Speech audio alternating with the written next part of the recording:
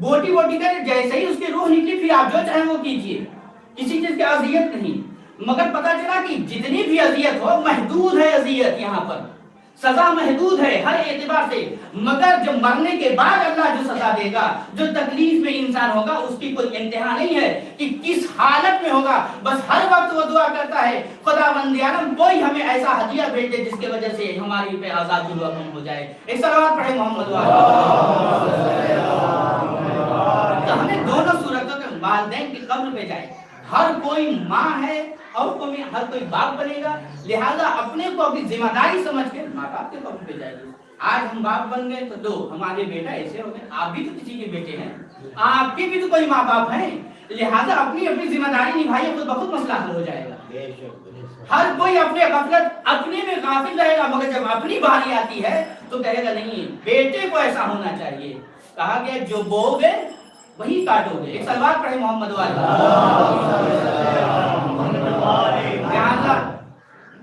امام علی علیہ السلام قرآن کے ساتھ اور قرآن مولا کے ساتھ، اور اس کا ثبوت ابھی ماہ مبارک رمضان گزرا اور عید آئی۔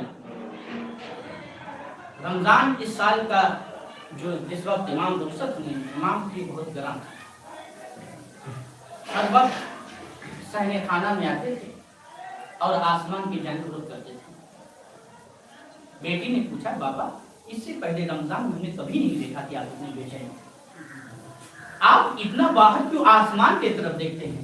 مولا نے کہا بیٹا یہ وہی رمضان ہے 40 ہجری کا کہ جس کے بارے میں تمہارے نانا نے کہا کہ اے علی یہ وہ رمضان ہوگا کہ تمہاری داڑھیاں خضاب سکون سے رنگ دی جائے گی اور تمہیں مسجد میں 2 شخص سے یافتہ کر دیے جائیں گے۔ ارے اسی انتظار میں ہوں کہ وہ شب کب آئے کہ میں رسول اللہ سے ملاقات کروں۔ جزاکم اللہ خیر جزا، خدا کو کوئی غم نہ دے سوائے غم مظلوم کربلا کے۔ ہم عزیزو علی رخصت ہوتے ہیں، علی رخصت ہونے کے جب جاتے ہیں، اور وہاں جانے کے بعد دیکھا کہ سارے حضرات سو رہے تھے۔ ایک مرتبہ مولا نے جگانا شروع کیا اور جگاتے جگاتے جب ابن ملجم کے پاس پہنچے ہیں تو صحابیوں نے کہا مولا اسے نہ جگائیے گا، اگر اسے جگایا تو آپ کو قتل کر دے گا۔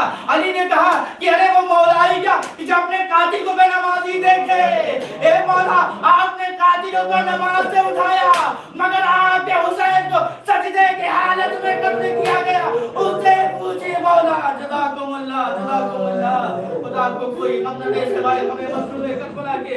عزیز و مرحوم نے ضرب لگائی کہ علی کے سر شگافتہ ہوئے، ارے شگافتہ ہو رہا تھا، حسن آگے بڑھے، ارے نماز پڑھائی، نماز پڑھانے کے بعد باپ کے سر کو پکڑ لیا اور چٹائی میں لپیٹ کر اپنے گھر تشریف لائے۔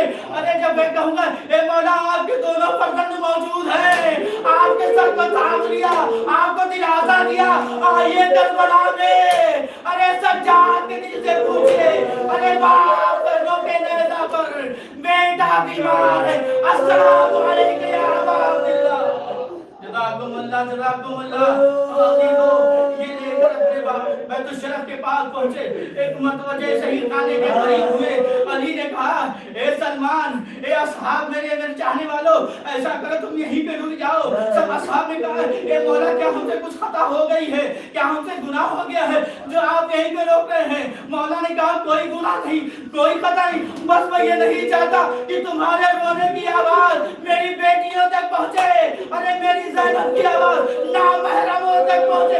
اے مولا آپ کے بیٹی کی آواز کا اتنا خیر، آئیے کوفہ باد کربلا، دیکھیے ساس و کرسی کی تماشائی بنے ہوئے ہیں، زینب کے سر پہ چادر نہیں ہے، آواز دیجیے جزاکم اللہ جزاکم اللہ۔ عزیزو بس جیسے ہی قریب ہوا، ارے جنازہ تیار کیا گیا، جنازہ تیار کرنے کے بعد جب سارے ملاقات کرنے لگے، سب رخصت ہونے لگے، اور رخصت ہونے کے بعد بیٹیوں میں زیادہ گزر ہوتا باپ کے جانے کا، ارے جس طرح جنازہ نکالا گیا اور جب جنازہ لے کر آئے ہیں، جب جنازہ واپس دفن کرنے کے بعد جب گھر تشریف لائے، ایک عجیب سا ماحول بن گیا۔ اور جس کے گھر موت ہوتی ہے وہ تصور کرے جب تک جنازہ رکھا رہتا ہے تب تک احساس نہیں ہوتا، ارے جب جنازہ دفن کر کے آتے ہیں، ارے جو بیٹیاں پکڑ کے روتی ہے اے میرے بھیا حسین